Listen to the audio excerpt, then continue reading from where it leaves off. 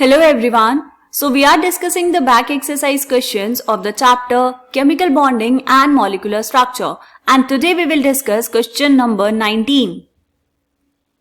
So here the question is, arrange the bonds in order of increasing ionic character in the molecules LiF, K2O, N2, SO2 and ClF3. क्या करना है बेटा, आपको यहाँ पर कुछ मॉलिक्यूल्स गिवन है, आपको इनको अरेंज करना है in the increasing order of ionic character.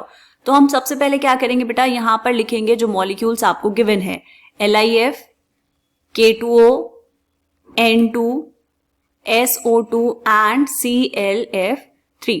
देखो बेटा, इनमें ये जो है lithium fluoride and potassium oxide LiF and K2O, ये कैसे बने हैं, मेटल एंड नॉन मेटल से. तो ये जो है बेटा, ये है प्योरली आयनिक बॉन्ड्स, है ना. कैसे बने हैं, मेटल प्लस नॉन मेटल. और हमें पता है कि जब मेटल और नॉन मेटल का बॉन्ड बनता है तो जनरली वो क्या होता है बेटा, वो होता है आयनिक. तो यहां पर ये दोनों मॉलिक्यूल्स तो हो जाएंगे बेटा आयनिक.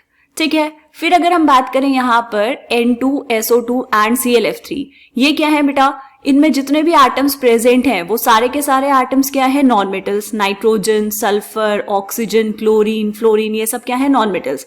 तो यहाँ पर जो बॉन्डिंग होती है वो प्रीडोमिनेंटली क्या होती है बेटा, वो होती है कोवेलेंट. लेकिन हमें पता है कोई भी बॉन्ड ना तो प्योरली आयनिक होता है और ना ही प्योरली कोवेलेंट. तो ये जो कोवेलेंट बॉन्ड्स हैं इनमें भी क्या होगा बेटा, इनमें भी प्रेजेंट होगा कुछ ना कुछ आयनिक कैरेक्टर. तो ये जो है आपके पास LiF एंड K2O, ये तो हमें पता है कि इनका आयनिक कैरेक्टर सबसे ज्यादा होगा. हमें चेक किस में करना है बेटा, nitrogen molecule N2, SO2 and ClF3. यहां पर भी अगर हम डिस्कस करें बेटा N2 मॉलिक्यूल कैसा होता है, हमें पता है नाइट्रोजन ट्रिपल बॉन्ड नाइट्रोजन. ये जो मॉलिक्यूल है बेटा ये प्योरली कोवेलेंट है. क्यों, इसमें क्या होता है, इसमें होता है आपके पास शेयरिंग ऑफ इलेक्ट्रॉन्स एंड इसमें कोई भी डायपोल मोमेंट प्रेजेंट नहीं है. क्यों, क्योंकि कोई इलेक्ट्रोनेगेटिविटी डिफरेंस नहीं है. तो अगर डायपोल मोमेंट जीरो है, पोलैरिटी नहीं है, तो ये क्या है बेटा, प्योरली कोवेलेंट. तो अगर हमें ऑर्डर लिखना है तो ऑर्डर में सबसे पहले क्या आएगा बेटा, आंसर लिखना स्टार्ट करेंगे. यहाँ पर सबसे कम आयनिक कैरेक्टर होगा N2 में. ओके, उसके बाद चेक करो.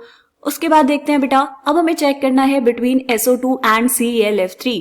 अगर हम इनके स्ट्रक्चर्स की बात करें, SO2 कैसा होगा बेटा, SO2 होगा बेंड शेप. ठीक है, यहां पर ये दो बॉन्ड्स बने होंगे एंड यहां पर सल्फर के पास होगा एक लोन पेयर ऑफ इलेक्ट्रॉन. और अगर हम बात करें ClF3 की, तो ये कैसा होगा बेटा, ट्राइगनल बाय पिरामिडल ज्योमेट्री होगी. और अगर शेप की बात करें तो शेप कैसी होगी, शेप होगी आपके पास टी शेप. ठीक है, ट्राइगनल बाय पिरामिडल ज्योमेट्री हमें पता होनी चाहिए बेटा कैसी होती है. ठीक, यहां पर ये होंगे दो lone pair of electrons. Okay, इन दोनों की अगर हम बात करें बेटा, तो सल्फर और ऑक्सीजन में ऑक्सीजन की इलेक्ट्रोनेगेटिविटी ज्यादा है, तो उस वजह से क्या होगा, यहां पर ये होगा पार्शियल नेगेटिव और ये होगा पार्शियल पॉजिटिव.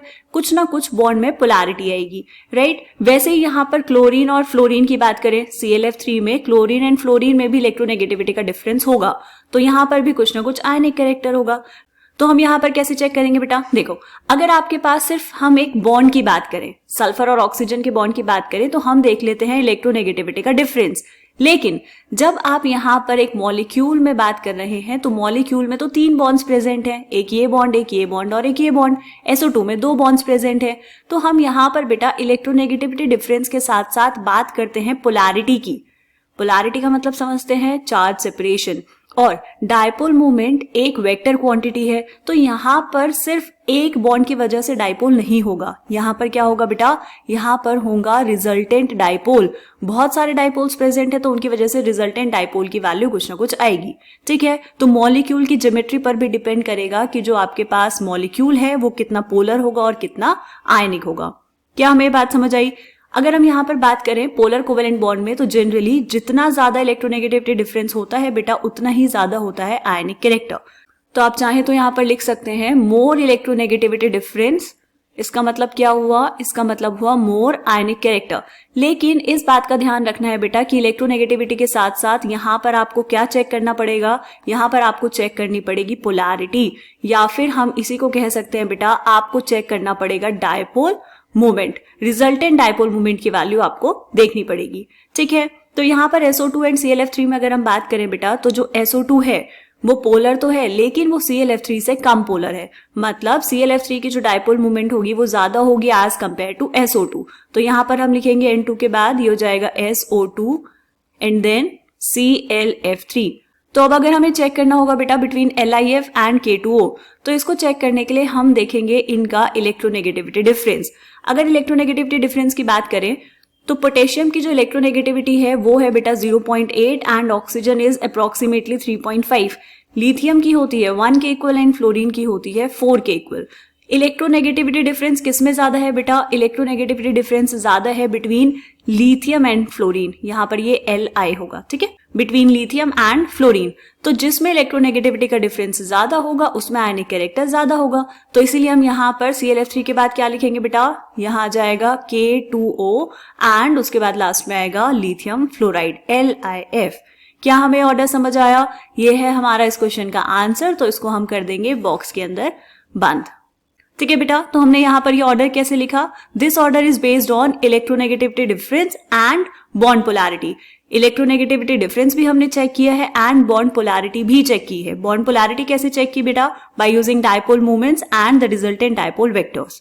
क्लियर? क्या ये क्वेश्चन हमें समझ आया? मिलते हैं नेक्स्ट क्वेश्चन में, तब तक के लिए बाय बाय।